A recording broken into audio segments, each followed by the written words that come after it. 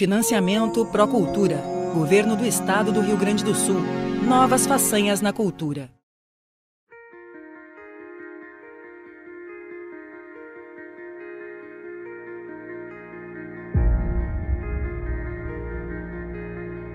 Olá, meu nome é Ângela Maria Xavier Freitas. Sou proponente do projeto Protagonismo Negro na Construção da História do Rio Grande do Sul, executado pelo edital da Fundação Marco Polo e contemplado com recursos da Lei Aldir Blanc, número 14.017 de 2020. O projeto visa resgatar o protagonismo negro na construção da história do Rio Grande do Sul, abordando a participação negra no conflito denominado Revolução Farroupilha, utilizando como estratégia a literatura e como ferramenta o conto infantil O Lanceirinho Negro, de minha autoria. O projeto contempla turmas de quartos anos nas redes municipais e estaduais de Glorinha, Gravataí e Porto Alegre.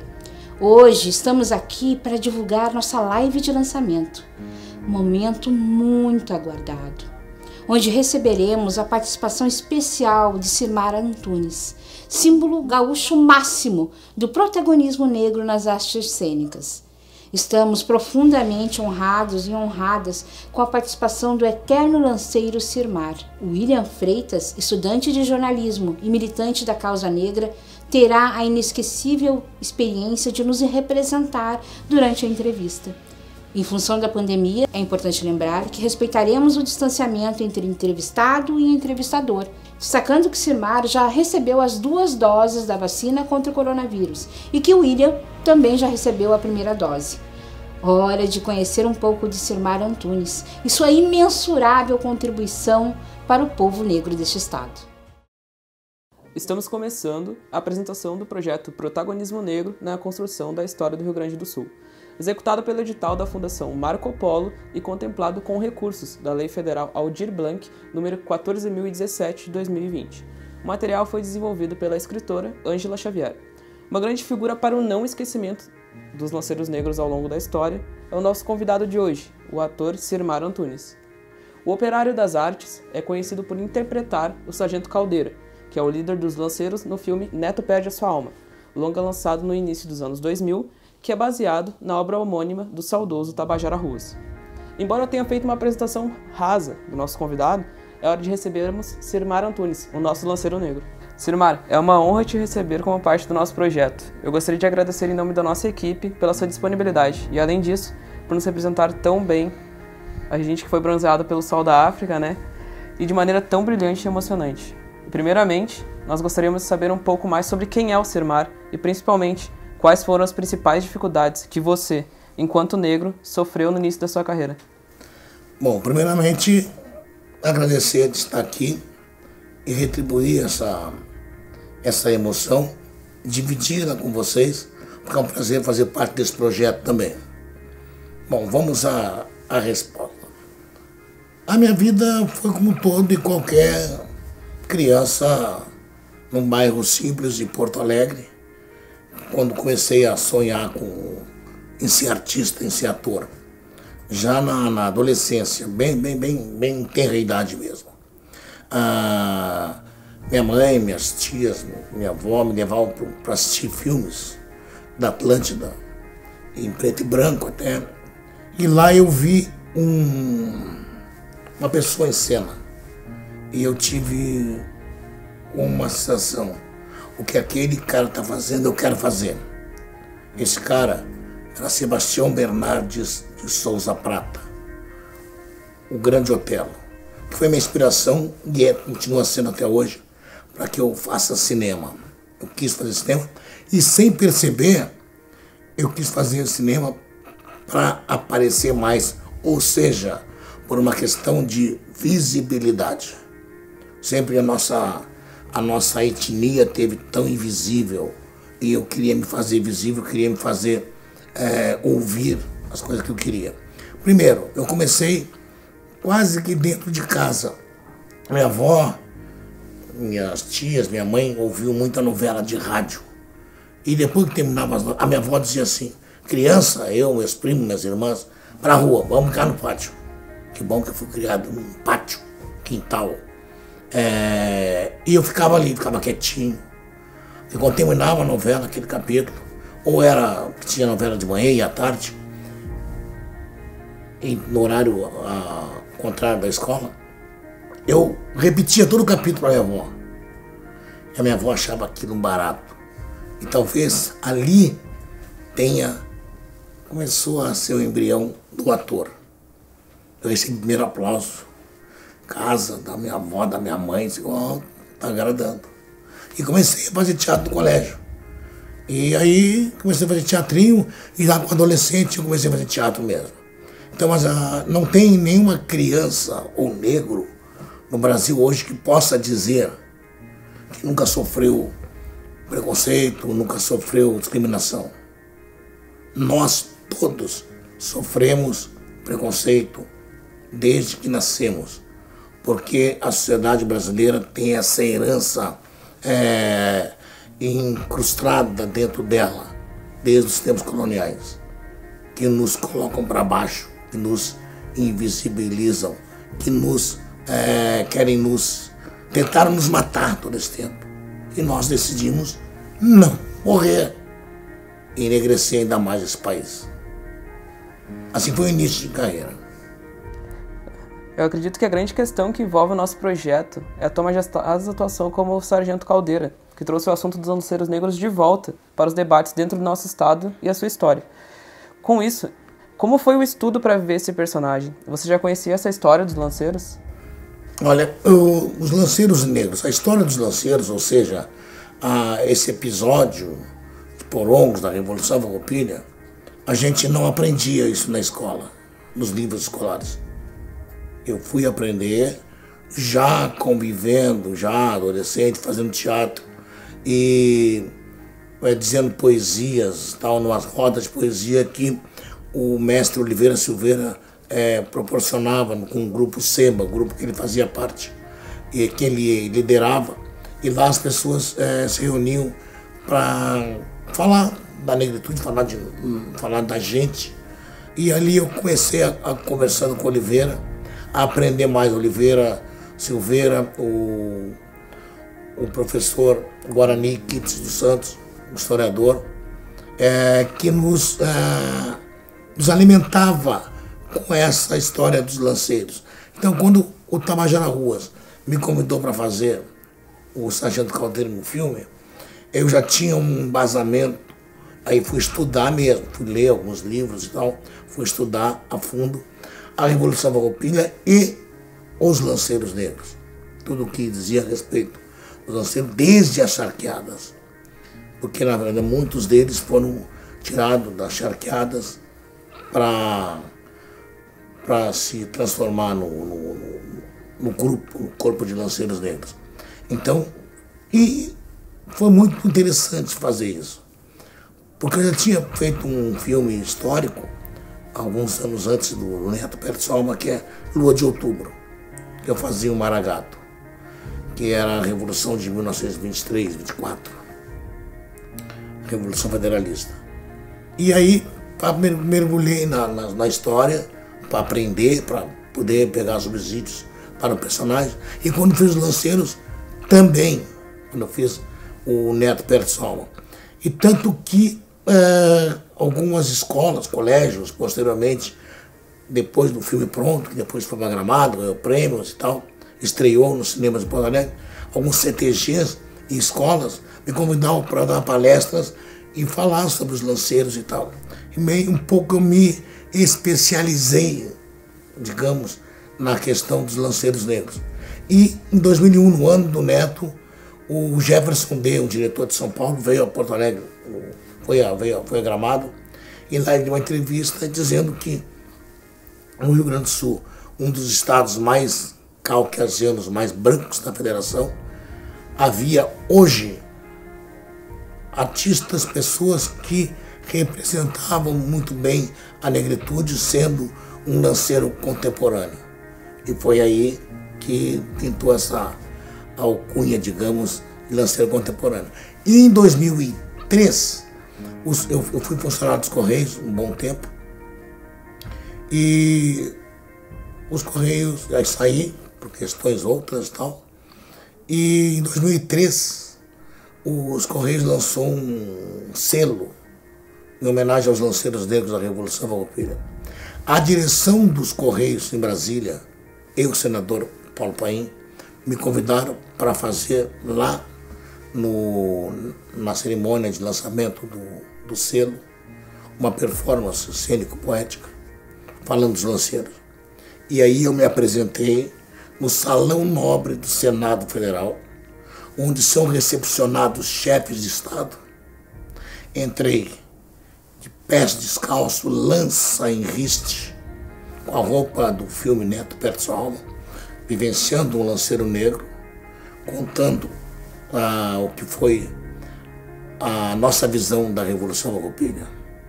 Então foi um dos momentos mais sublimes que eu tive na minha carreira, foi esse, de fazer um lanceiro negro numa ocasião em que os Correios, Telégrafos, eterniza essa homenagem aos lanceiros da Revolução Farroupilha. Obrigado ao mundo por ter me dado essa chance. É uma cena só de imaginar que ela já é realmente linda. Só de imaginar ela já aquece muito o coração. Uma coisa que poucas pessoas sabem é que na nossa obra Lanceirinho Negro, você serviu de inspiração para o avô do personagem principal. Qual foi a sensação de se ver representado em uma obra literária? E além disso, você acha que está havendo evoluções dentro do modo que a questão racial está sendo tratada dentro das artes? Primeiramente, dizer dessa homenagem, né? Ou seja, sendo um inspirador, fazendo esse vovô e tal. Porque quando eu fiz o filme Fábula de Porongos, o cara que escreveu o roteiro já tinha me convidado para fazer esse personagem no ano do Neto Perto Sua Alma, em 2001. Ele levou 13 anos, 12, para poder conseguir patrocínio para poder fazer o filme. E era um menino. A ideia era, vou contar a história para o menino. E aí terminou sendo uma menina, grande atriz, a Beatriz, uma excelente atriz. E hoje no livro é um menino, vou contar para o menino. Então eu me sinto orgulhoso e também sentindo que aumenta cada vez mais a minha responsabilidade com o ofício de ator por ser, assim como o grande roteiro foi para mim, Oliveira Silveira, Milton Gonçalves, referência, eu sei que sou referência para muita criança, muito adolescente, que vão ler o livro, vão aprender sobre os lanceiros negros e sabendo que um ator que tem uma história realmente importante dentro das artes, da cultura no Rio Grande do Sul, serviu de inspiração, digamos assim, para fazer esse voo. Eu fico muito orgulhoso disso e agradeço a Ângela, o Ademar Max, por essa criação, das pessoas que criaram o livro da história, de me homenagearem. Pode ter certeza que essa homenagem vai seguir em frente. Gostaria de te agradecer, Sirmar, por ter aceitado fazer parte do nosso projeto e também por representar tantos negros e negras com tamanha maestria dentro das artes. Obrigado. E aí, como perguntou antes também, que como está hoje a nossa vivência hoje dos negros? Então ainda estamos engateando. Com certeza, tem muito ainda a vivenciar. O Brasil, como um todo, vende para o mundo uma ideia de democracia racial, uma real democracia racial, e não temos democracia racial. O preconceito e a discriminação no Brasil é estrutural, é institucional, é uma herança dos tempos coloniais. Eu acredito que hoje nenhuma pessoa não negra, nenhuma, é culpada do que aconteceu no passado. Nenhuma. Mas todas as pessoas não negras usufruem das benesses criadas no tempo colonial. Primeiro, nós não temos ainda oportunidade real de evoluir, de educação, chegar à educação, de ter igualdade no mercado de trabalho. Ainda somos os salários mais baixos e as mulheres negras ainda mais baixos do que as mulheres, ganham menos que os homens também. Então, ainda temos muito o que evoluir. Por exemplo, quando Milton Gonçalves, Zezé Mota, grandes atores, grandes pensadores negros, já falaram que o Brasil é um nas ruas e outro na mídia, a televisão mostra outro Brasil. Aí precisou Spike Lee vir ao Brasil e dizer que no hotel que ele estava, ele via sair na rua, no hotel, na calçada, e via o Brasil. Ligava a televisão no quarto dele, no hotel, no apartamento dele, e era outro Brasil.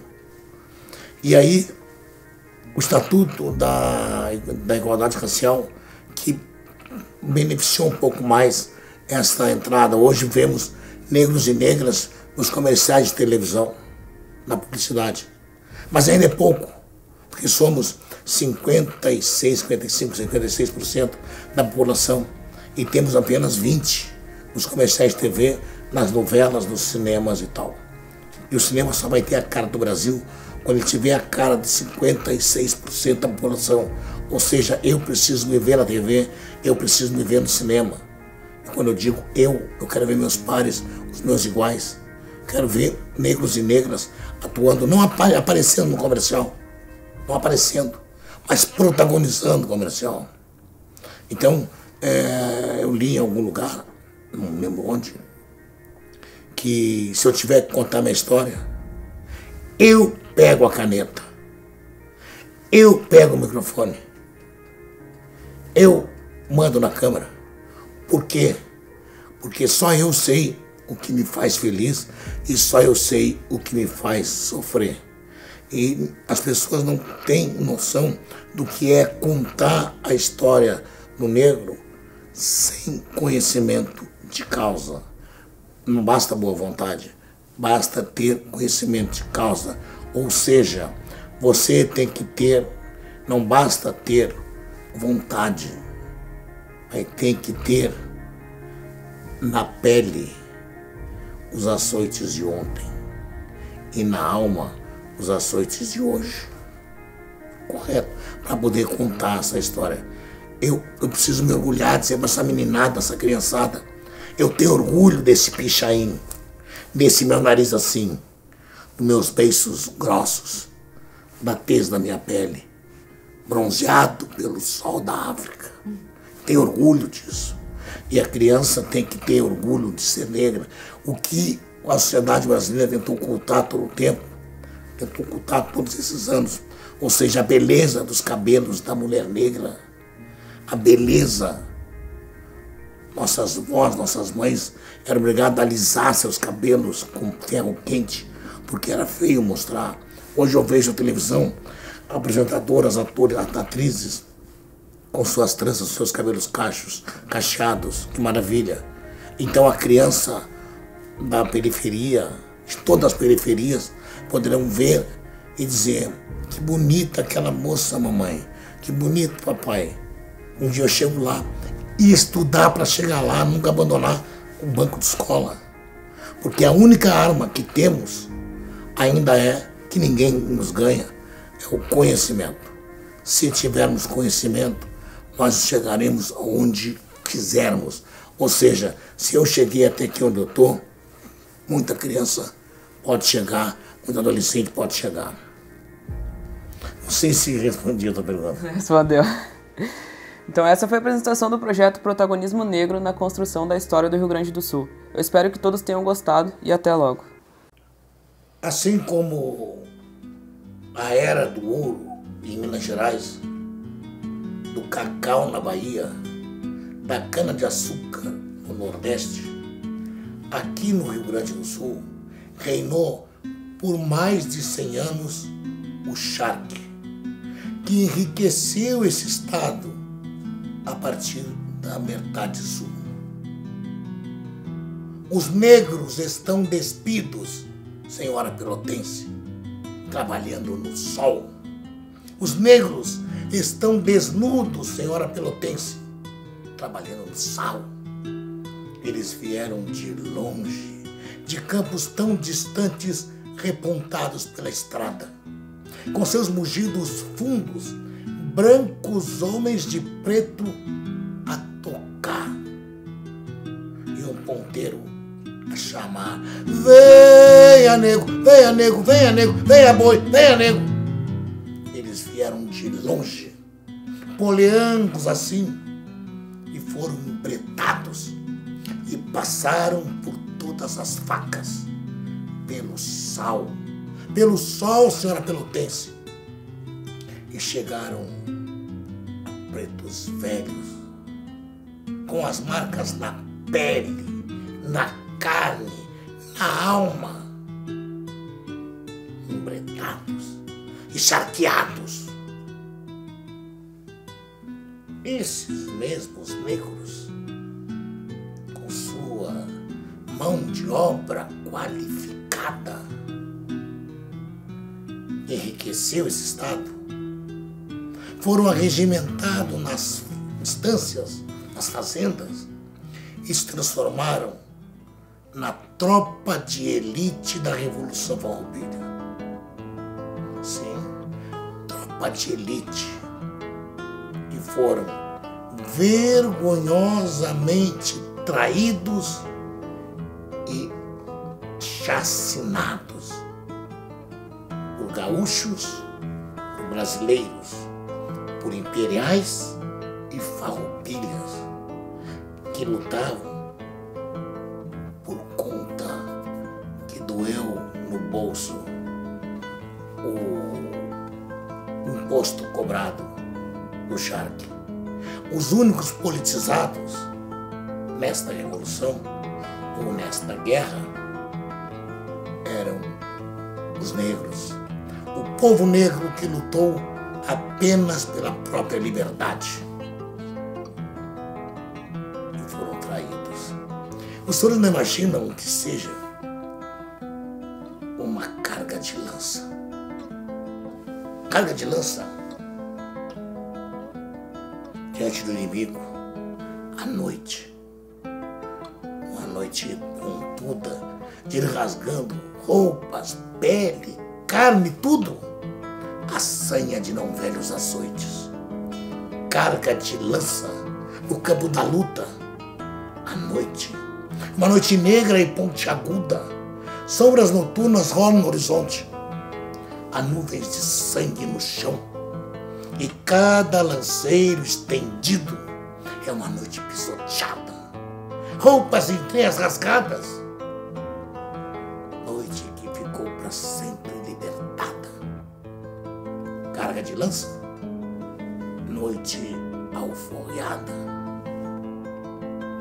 Lanceiro, negro lanceiro, demarcador de fronteira, tempo de pinto-bandeira, guerreiro negro de cá e lá das bandas do prata, soldado negro imperial, lanceiro negro farrapo, negro em piquete chimango e em piquete maragato, irmão guerreiro de ontem, hoje e sempre, aqui te exalto na poesia de Oliveira Silveira.